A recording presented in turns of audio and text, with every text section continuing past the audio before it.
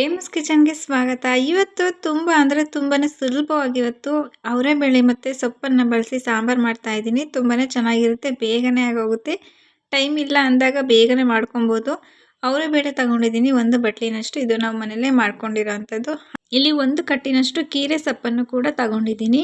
ಇದನ್ನ ಚೆನ್ನಾಗಿ ತೊಳೆದು ಕಟ್ ಮಾಡಿ ತಗೋಬೇಕು.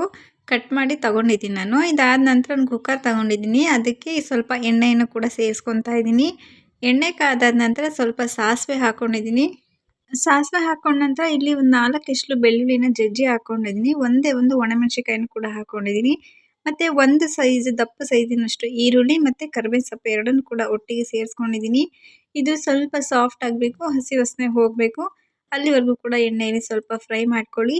ಎಲ್ಲ ಕಟ್ ಮಾಡಿ ಹಾಕೊಂತೀನಿ ಅಷ್ಟೇ. ಮಸಾಲ ಏನು ರುಬ್ಬೋದಿಲ್ಲ, ಹಾಗೇನೆ ಮಾಡ್ತಾ ಇದ್ದೀನಿ. ಅವರೆಬೇಳೆ ತುಂಬಾನೇ ಚೆನ್ನಾಗಿರುತ್ತೆ, ಟೇಸ್ಟ್ ಚೆನ್ನಾಗಿರುತ್ತೆ.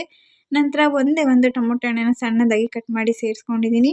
ಇದು ಕೂಡ ಟೊಮೊಟೊ ಎಣ್ಣೆಯಲ್ಲಿ ಸ್ವಲ್ಪ ಅದು ಸಾಫ್ಟ್ ಆಗಬೇಕು. ಟೊಮೊಟೊ ಅಲ್ಲಿವರೆಗೂ ಕೂಡ ನಾವು ಚೆನ್ನಾಗಿ ಇದನ್ನ ಫ್ರೈ ಮಾಡ್ಕೊಬೇಕು.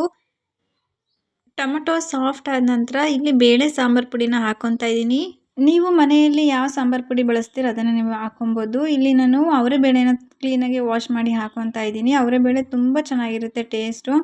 ಇದಕ್ಕೆ ಮಸಾಲ ರುಬ್ಬಿ ಹಾಕೋದೇ ಬೇಡ, ಅಷ್ಟು ಚೆನ್ನಾಗಿರುತ್ತೆ. ಮತ್ತು ಕಟ್ ಮಾಡಿ ನಾನು ಸೊಪ್ಪನ್ನು ಹಾಕೊತಾ ಇದ್ದೀನಿ. ಮಸಾಲೆ ರುಬ್ಬದೇ ಇದ್ರೂ ಕೂಡ ತುಂಬ ಚೆನ್ನಾಗಿ ಬರುತ್ತೆ ಟೇಸ್ಟು. ಎಲ್ಲನೂ ಕೂಡ ಚೆನ್ನಾಗಿ ಮಿಕ್ಸ್ ಮಾಡ್ಕೊಳ್ಳಿ. ಇದಕ್ಕೆ ಸೊಪ್ಪಿನ ಬದಲಾಗಿ ಸೊಪ್ಪಿಲ್ಲ ಅಂದರೆ ಆಲೂಗೆಡ್ಡೆ ಬದನೆಕಾಯಿ ಕೂಡ ಹಾಕೊಬೋದು. ಅದು ಕೂಡ ರುಚಿ ಅಷ್ಟೇ ಚೆನ್ನಾಗಿ ಬರುತ್ತೆ. ನಂತರ ಸ್ವಲ್ಪ ಅರಿಶಿನ ಮತ್ತು ರುಚಿಗೆ ತಕ್ಕಷ್ಟು ಉಪ್ಪನ್ನು ಸೇರಿಸ್ಕೊಂಡಿದ್ದೀನಿ. ಇದಕ್ಕೆ ನೀರನ್ನು ಸೇರಿಸ್ಕೊಬೇಕಾದ್ರೆ ಸ್ವಲ್ಪ ಕಡಿಮೆ ಸೇರಿಸ್ಕೊಬೇಕು. ಈ ಸಾಂಬಾರು ಸ್ವಲ್ಪ ಗಟ್ಟಿಯಾಗಿರೇ ಚೆನ್ನಾಗಿರೋದು. ಎಲ್ಲನೂ ಕೂಡ ಮಿಕ್ಸ್ ಮಾಡ್ಕೊಂಡಾದ್ಮೇಲೆ ನಾನು ಕ್ಯಾಪ್ನ ಕ್ಲೋಸ್ ಮಾಡಿ 2 ವಿಷಲ್ ಕೂಗಿಸ್ಕೊತಾ ಇದ್ದೀನಿ. ಯಾಕೆಂದರೆ ಬೇಳೆ ಸ್ವಲ್ಪ ಚೆನ್ನಾಗಿ ಬೆಂದಷ್ಟು ನಮಗೆ ರುಚಿ ಅಷ್ಟೇ ಚೆನ್ನಾಗಿರುತ್ತೆ. ಬೆಂದಾದ ನಂತರ ಹಾಗೆಯೇ ಸೌಟಲ್ಲಿ ಸ್ವಲ್ಪ ಚೆನ್ನಾಗಿ ಮಸ್ಕೋಬೇಕು. ಆಗ ತುಂಬ ಚೆನ್ನಾಗಿ ಎಲ್ಲ ಮಿಕ್ಸ್ ಆಗುತ್ತೆ. ತುಂಬ ಚೆನ್ನಾಗಿರುತ್ತೆ ಸಾಂಬಾರು.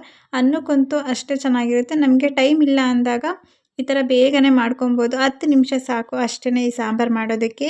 ನೀವು ಕೂಡ ಈ ವಿಧಾನದಲ್ಲಿ ಒಮ್ಮೆ ಟ್ರೈ ಮಾಡಿ ನೋಡಿ. ಈ ರೆಸಿಪಿ ನಿಮಗೆ ಇಷ್ಟ ಆಗಿದೆ ಅಂತ ಅಂದ್ಕೊಂಡಿದ್ದೀನಿ. ಇಷ್ಟ ಆಗಿದರೆ ಸಬ್ಸ್ಕ್ರೈಬ್ ಮಾಡಿ, ಸಪೋರ್ಟ್ ಮಾಡಿ. Thank you for watching.